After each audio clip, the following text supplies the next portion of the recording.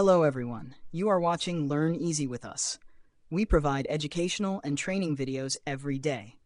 To stay updated with our latest content, please click the subscribe button and hit the bell icon so you never miss a video. Please share your valuable feedback in the comments below after watching the video. Without any delay, let's get started. Ready? Let's dive into today's topic.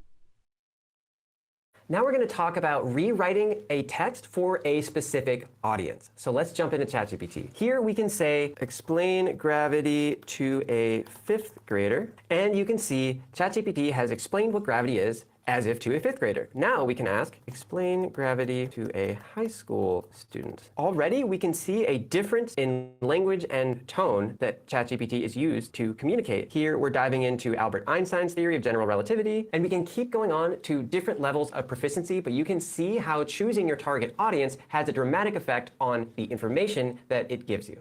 And lastly, we'll be explaining concepts to different fields or different industries to see how ChatGPT will break down information to be more digestible depending on what you already know. And here we can see that ChatGPT is explaining the increase in computing power to a software engineer. Next, we'll ask it to explain the increase in computing power to someone who works in marketing. We have to wait till it finishes before we can ask it a new prompt. So here you can see ChatGPT gave us two different articles for the two different industries and two different professions. The increase in computing power affects both of these industries, but ChatGPT is choosing how it's explaining it to the different fields because of the prior knowledge that they probably have. Thanks for watching the video till the end.